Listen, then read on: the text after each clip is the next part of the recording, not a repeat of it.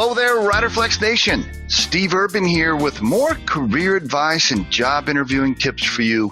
And as a quick reminder, if you enjoy our podcast, please remember to subscribe to our channel and like the episodes.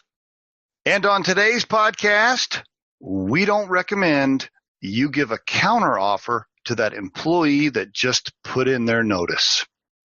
I know it's tempting, right? Mary's great. Mary's done a great job for you the last 3 or 4 years. She's a critical piece of the team, right? She holds a lot of responsibility within the company. She just put in her notice and you're sitting at your desk thinking, oh my God, what am I going to do without Mary?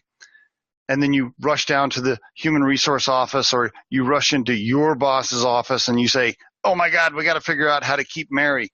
We got to give Mary a counter offer so she won't leave. She's been recruited away by XYZ company and they're going to pay her $15,000 more a year. We got to counter that to talk her into staying. I know that's tempting, folks, but trust me, I've seen it through my own experience as a 30-year hiring manager.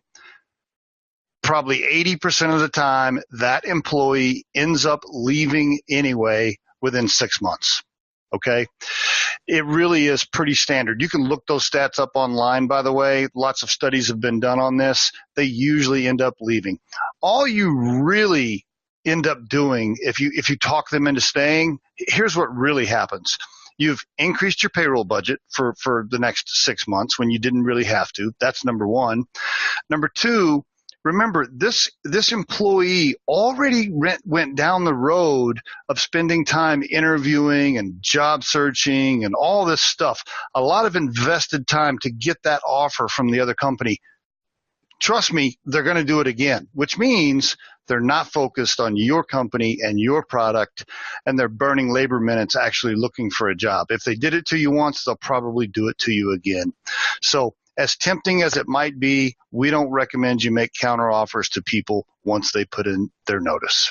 And there is your Riderflex tip of the day.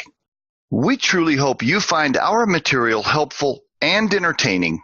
And in the spirit of giving back, Riderflex donates half of all proceeds gained from this podcast to the Volunteers of America and their efforts to support veterans with employment services.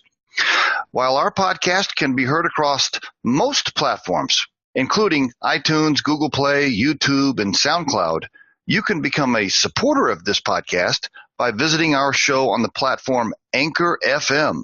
That's anchor.fm/Riderflex.